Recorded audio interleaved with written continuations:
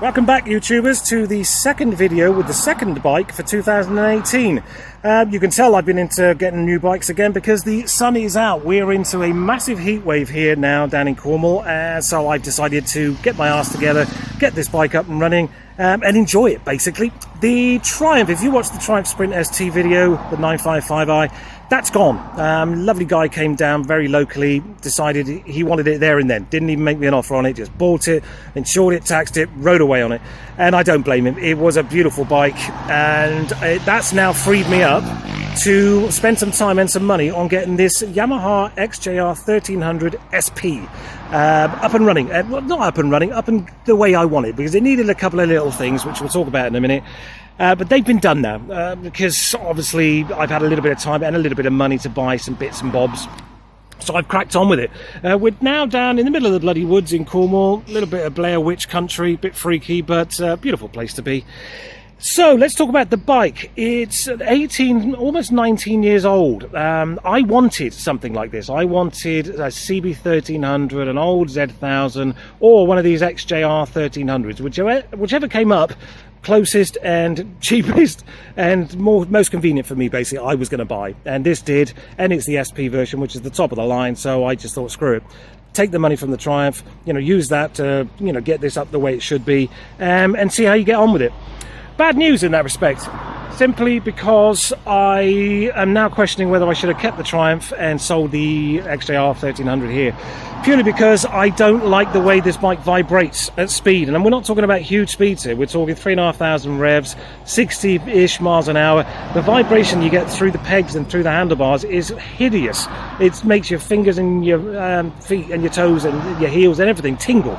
So it's not what I was looking for in the respect that I want something that I can spend a couple of hours on at 60 miles an hour, cruising down the dual carriageway or B roads or whatever I want to do. I want to be able to just jump on it and have a really nice time. This is annoyingly vibrational in the respect that it's a high pitch inline 4 vibration, and I didn't expect that from a 1300, and I'm not quite sure why it's doing it. Let's get a better angle here. But it's bloody annoying, and it's putting me off the bike, which is such a shame, because as you can see, it is stunning. Beautiful, beautiful bike. There's nothing I don't like about it, really, apart from the vibration. And so I've got to make some choices here. I've got to decide, yep, that's the one. And, you've been looking for a muscle bike, you've got the best one, and probably in Cornwall. It needs nothing. I've spent some time and looked at some videos, and I've done a few things. These engine cases here, the tops of the engines, they were very badly pitted when I picked the bike up, both sides, as were the front forks. And I spent, as I said, some time with some 800 wet and dry and some auto sole metal polish and a little bit of rubbing compound. A couple of hours I think that took me, and it was just more of an investigation really to see how I could get them up, because I haven't done the insides of here. I will probably do that if I keep the bike. If not, somebody else can do it if they're really fastidious about that kind of stuff. I'm quite happy with the way it looks now. I also repainted the Yamaha onto the clutch case in there, just because it was sort of coming off a little bit. What else have I done? I have replaced, as I'm sure you will have guessed by now, I've replaced the rear light for an LED one. I always do it. You must have seen some of my other videos by now, I'm sure, where I constantly change light bulbs and lights. This came off eBay, beautiful LED, very, very bright, simplicity itself. It's literally plug and play, much better now for people to see me and not bloody run me over. 50 quid I think that was. I also changed the headlight bulb, because there was a horrible pissy orange yellow thing that you get with older bikes, and now it's got an eBay special fan operated LED in the front of there. Let's see if we can switch on. You can see, because if you've got one of these, then you might well be interested in upgrading your headlight bulb. It's 2 screws, and as you can see now, that's like super bright, so people can see me coming, which is always a bloody bonus. The other thing I did, which was more of an experimental thing really, the indicators traditionally are bright orange, and I tinted them this morning just to see what they would look like, because I was going to buy tinted lenses for it, but I didn't want to go to the trouble of spending like 30-40 quid, because they're very expensive for some reason, on the tinted one. So I thought, well, what I'll do is I'll just do this now, see what they look like. If I like it, then I'll buy the tinted ones. And there we go. I think with the black and red thing going on, I think they actually look really nice, and they're, I would say they probably need some LED bulbs in there now, because they're a little bit dark. Or, as I said, I can just suck it up, spend the money on some proper ones with the proper bulbs and just do it that way, which I may well do. The other thing, which the guy did actually tell me before I went to see the bike, was the Öhlins shocks. Now, it's lovely to have Öhlins shocks, of course, and it separates it from the normal version of this bike, but the springs themselves were rusted to shit. They looked awful. But then I found a guy, I put a shout out on Facebook, I think it was, and I found a guy who would do it, and he said, look, I'll do it for 30 quid, and I'm thinking, 30 quid? Why wouldn't you? But then I would have had to buy another tool, a compressor, motorcycle spring compressor, which was another 30, 40 quid off eBay, take the shocks off, compress the spring, get them off, put them all back together. So I asked him if he wanted to do that, and he said, well, look, I'll tell you what, for 60 quid, bring them to me, I'll take them apart, I'll powder coat the springs for you, and I'll put them all back together. So I took them to him on Monday. By Tuesday evening, he said, they're all ready, come and pick them up. So Monday to Wednesday, 36 hours, I think it was, and they're lovely. You know, they've come back really, really nice. It really helps with the originality of the bike, I think, as well. It's had a bit of spit and polish, obviously, for this video. And I also, if you remember the Triumph Sprint ST, I've got exactly the same wheel decals here, but with Yamaha racing instead of Triumph racing. 10 quid. And again, because of the black and red, it really makes the bike stand out nicely. Just gives it a little bit extra without taking anything away from the originality of the bike itself. What else? Somebody else has actually spent a few quid on some extras here as well. They put this XJR thingy down here, which I guess is all right, and a couple of covers here for the clutch fluid reservoir and the brake fluid reservoir, rather. All well and dandy, but unfortunately it actually reflects the sun pretty badly. If the sun's behind you, then you've got to keep moving your head out of the way because it fucking blinds you, really does. On order, I've also got a carbon fibre one of these, and I'd like to get rid of these stupid pink anodized bolts that somebody at some point thought was a good idea. Don't like that at all. Gotta go. Renthal bars as well. Always a nice little bonus, that. Original mirrors. He has changed the exhaust. Now, as for the exhaust, I understand why he's put these Predator cans on here. I do understand completely, because they keep the original look of the bike. But I do like a loud bike. I like people to know I'm fucking there, basically. And these don't do it. And that could be that I'm used to very loud exhausts like the Delkoviches and stuff like that. Or it could be that they're just too badly baffled. I mean, I could investigate, take them off and see if there's a baffle in the link pipe or something. Not sure, but I'll start her up in a minute because I never do that enough. And you'll hear what I mean, probably. It's not loud enough for me. But then again, the original bike wasn't big and loud and obnoxious, so perhaps that was part of the plan for the previous owner. He wanted to keep the original look, maybe 20% louder than the original cans, but as I said, keep the original look, and he's done that, I guess, really.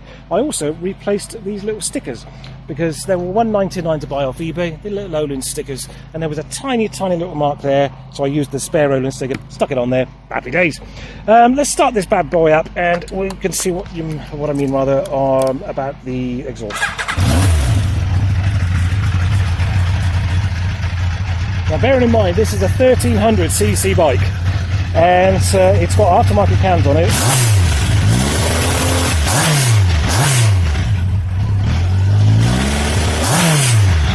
That just doesn't sound loud enough to me. I don't know why.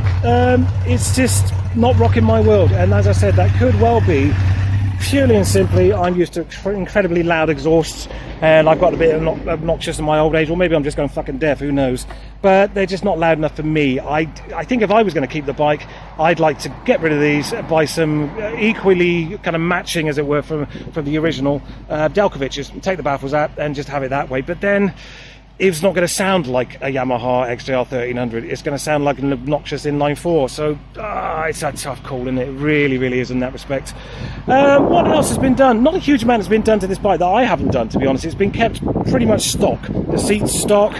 It did come with this huge kind of grab rail thing that came off the top of the shock here, up and around, with a little kind of parcel shelf almost here, and a bloody great big top box, which came off very quickly and was sold. So that the money I got for the top box allowed me to spend 50 quid on that rear light, which I think was a much better buy and a good compromise, because I'll never use a top box, and I will use that light obviously all the time.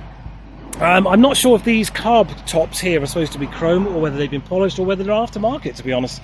But as it often is the case with these things, it's like someone's polished these up nicely, but then they've left the screws to rust, which, again, if it was me, I'd whip those off, maybe even just paint them some kind of nicer colour than rust, and put them back on again. These frame plugs here, I'm not quite sure if they're stock or whether they're an aftermarket one, but as you can see, the engine itself, really nice nick, you know, for a bike that's 19 years old. The guy said this was from his leathers, which I tend to agree. I was going to try and buy some other ones that didn't have that little mark on it, but then why spend 50 quid when you don't have to? I think also these have been sanded and polished, because these would have been aluminium, I'm assuming, and I think they've been done. But again, they were done, but the engine cases weren't and the forks weren't. I don't know why somebody would do that. Good tyres, so I don't have to worry about that. I think that's probably pretty much all there is to say about this bike. It's actually still got a tax disc as well, tax disc, should I say. And I've seen that quite a lot. People that buy kind of retro stuff tend to leave, even cars, they tend to leave the tax disc on there to make it look like years gone by. Look, this is how we used to live, all that kind of crap. I'm not going to take it off, it doesn't bother me too much, so I'll just leave it on there. There's a nice little radiator cover there as well with the XJR logo in chrome. Well, might as well leave that on there. Somebody's obviously spent some money on that, so let them crack on. And again, up here, these little aluminium light brackets here, they look like they've been polished up as well. So someone has spent some time. I don't think it's had a huge amount of owners. I should look into that. The logbook arrived yesterday, so I will find out about that.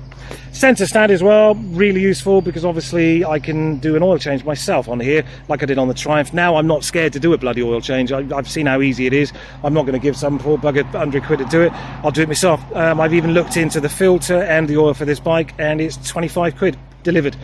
So we shall be doing that, but it is a bit of a pain in the arse. It's not a canister filter here. You've got to take this off here to get access to this, get this off, and there's a paper filter behind there apparently.